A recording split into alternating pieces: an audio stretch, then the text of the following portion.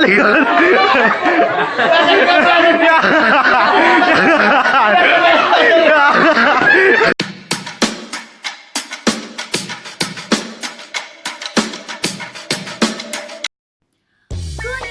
minasan at hello mga katoto, welcome back to my vlog. And don't forget to like and subscribe para po ma-notify kayo if ever meron po akong bagong videos na i-upload. At gusto ko rin po magpasalamat sa lahat po na nag-subscribe at manood ng mga videos ko. Maraming salamat po. So, yun na nga mga katoto, ang gagawin po natin ngayon ay gagawa po tayo ng reaction video about doon sa mga photos na nagsilabasan ngayon sa social media. 'Di ba? Parang nag-trending pa nga ito. At, ayan, gusto ko pong sabihin, bago po tayo magsimula, na itong video na to ay nakikita ko lang naman. At, syempre, pag una mong nakita talaga, 'di ba, tawang-tawa ka. At, minsan kasi, yung ibang tao, parang nagiging mali sa paningin ng ibang tao kasi yun yung gusto nilang palabasin na ganun mali. But siguro, 'di ba nga, o 'di ba na-explain na rin ako, 'di ba nga bilang isang Pinoy, isang Pilipino, hindi nawawala sa atin yung other side na kahit na may mga problema na kinakaharap, 'di ba? Hindi pa rin nawawala yung pagkamasiyahe natin, yung pagpapatawa, at yun na yun.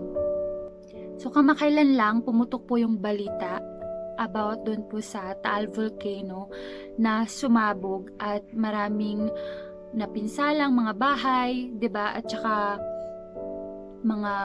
yung mga hayop, yung mga kabuhayan ng ating kapwa Pilipino doon po sa Pilipinas, sa Batangas po. 'Di ba, pumutok po yung Taal Volcano at despite sa ganung sitwasyon na kinakaharap po nila, hindi po nila iniisip yung ganoong kalaking problema kasi yung parang nasa isip lang nila ay yung positivity nandoon na kaya nilang lagpasan yung ganoong problema. So parang napahaba na po yung intro natin. So ngayon, gagawa po tayo ng reaction video. Ayan po ulit-ulit. At nakita ko yung mga photos na to sa Facebook. At aaminin ko, yung first reaction ko, ay tuwang-tuwa po talaga ako. Tawang-tawa po talaga ako. Dahil hindi ko ma-explain. Tawang-tawa lang ako. So, yung first picture natin ay, ayan. So, si kuya ay nakapangsuot ng babae. Nakabistida siya. Ayan. Tsaka may dala pa siyang, ano ba to? Unan. O baka mga supot din ito ng damit. Na, diba, mismo sa kanyang mukha, nakita mo na parang masaya siya. Nasuot-suot niya yung ganong damit. Kasi nga, hindi rin natin alam, 'di ba, na baka trip lang nila suotin 'yon dahil gusto nilang magpatawa o parang magbigay aliw, 'di ba? Meron din namang mga tao na parang binibig nila. At ang next photo ay ayan. Nakasuot sila ng uniform ng Jollibee. Ayan, makita mo naman sa mga mukha nila, 'di ba, na parang masaya din sila na sinuot nila yung ganong damit. At wala naman akong nakikitang mali. Pera na lang dun sa mga taong pinabash pa rin nila yung nagbigay nito. At ayan, next photo natin ay si tatay, nakasuot siya ng uniform. So ayan, nakikita mo naman sa mga ngiti niya na parang masaya rin siya. At in fairness, bagay din naman sa kanya. Next, oh yan, wow. Parang kakaligo pa lang nito eh. Ayan. Sobrang feel na feel ni kuya yung paganyan niya eh. Next, ayan si Lola. Nakasuot ng pang Girl Scout.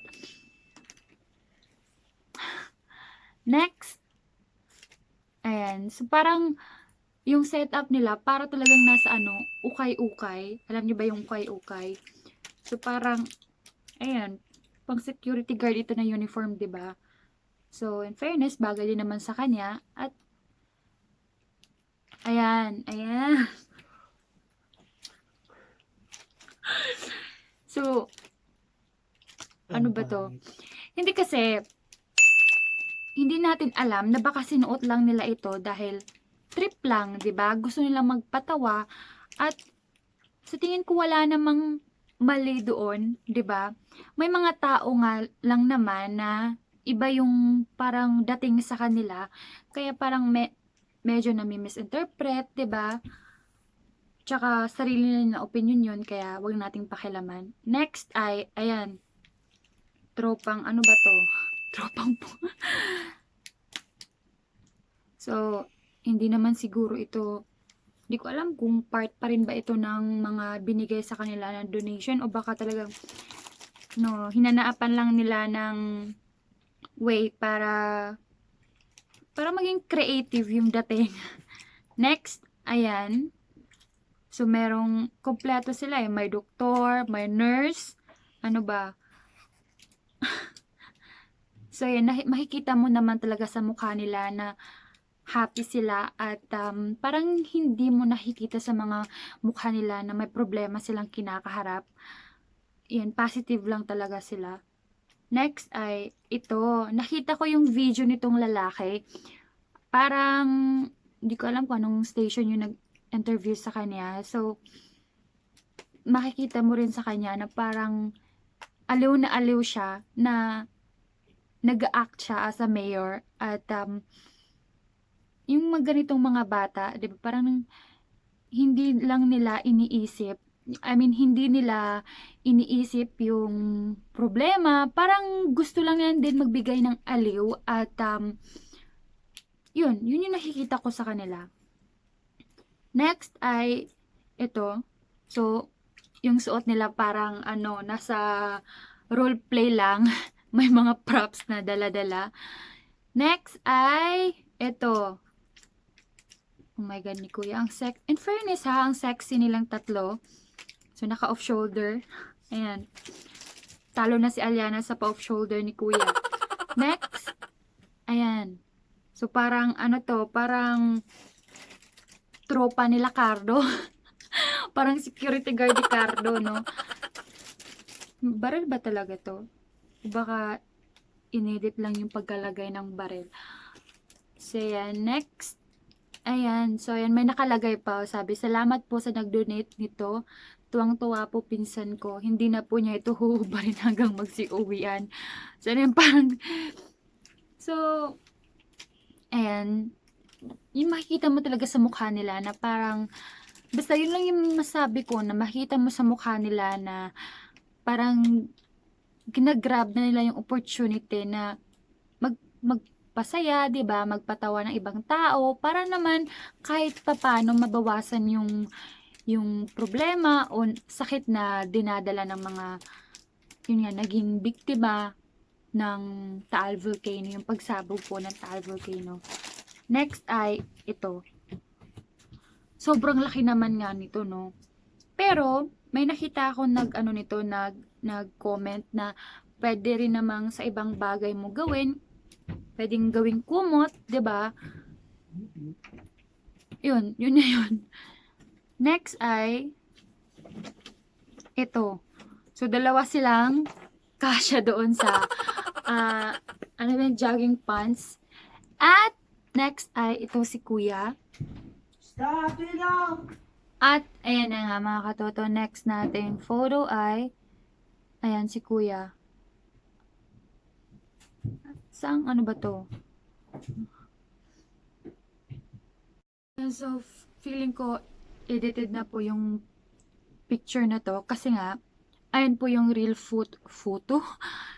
Real picture po nitong batang lalaki, 'di ba? May kasama siyang tropa. Tsaka as in, yung gown, meron po talagang nag-donate ng gown. Malay natin, 'di ba? Mapapakinabangan din naman ito, 'di ba? Kesa naman kung magre-rent ka, kunyari maikakasal, 'di ba?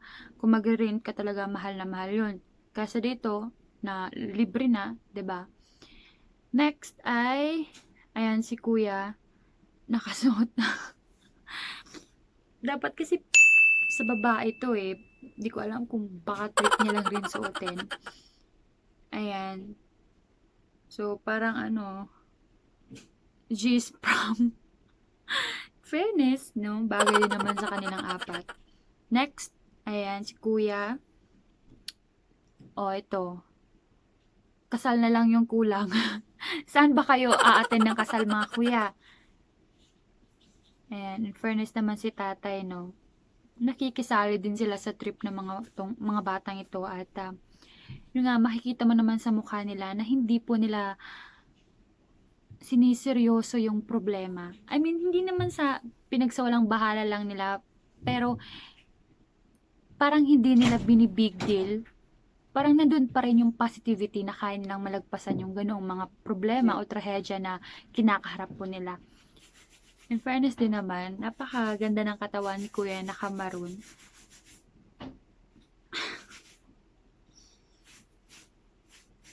Ayan, si Kuya ready na siya pang winter. Next photo. Ayan, so ang ganda niya, 'di ba? So bagay sa kanya, parang pwede nang pang defense tong attire na to. Ayan, sa mga thesis, 'di ba? Pang defense. At ayan, meron ding nag-donate ng ayan po.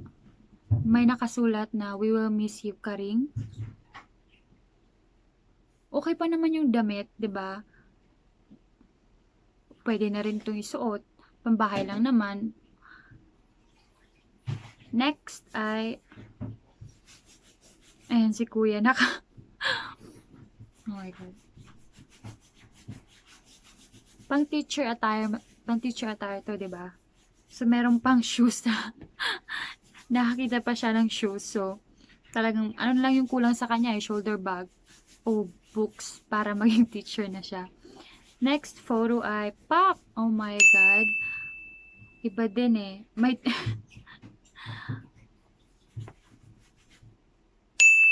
Okay.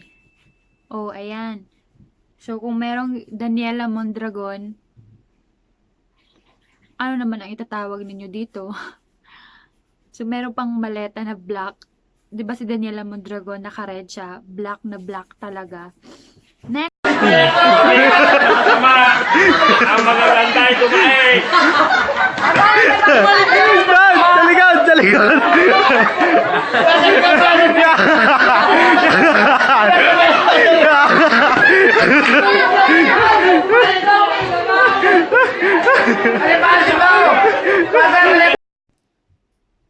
Hindi ko alam kung ano yung sasabihin ko ngayon. Pero, tawang-tawa po talaga ako nung makita ko yung video na yon. Kasi,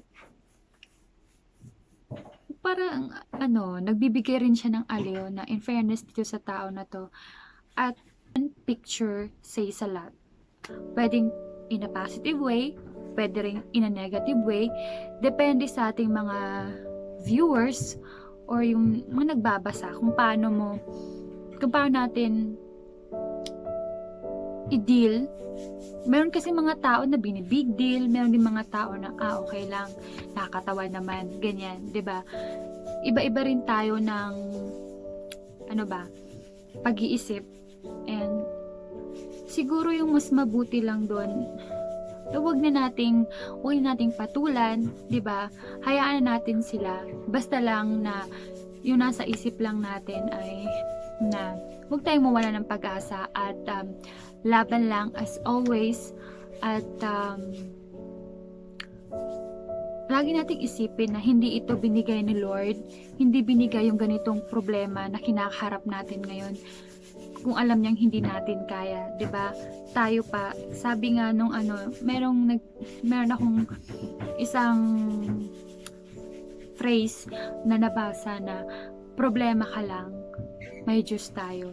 So yun yung lagi nating isipin, na meron tayong Diyos na handang tumulong sa atin, at sa lahat po ng nagdasal, tumulong po sa mga nasalanta o naging biktima ng pagsabog ng Taal Volcano. Maraming salamat po at pagpalain nawa kayo ng may kapal. Thank you po.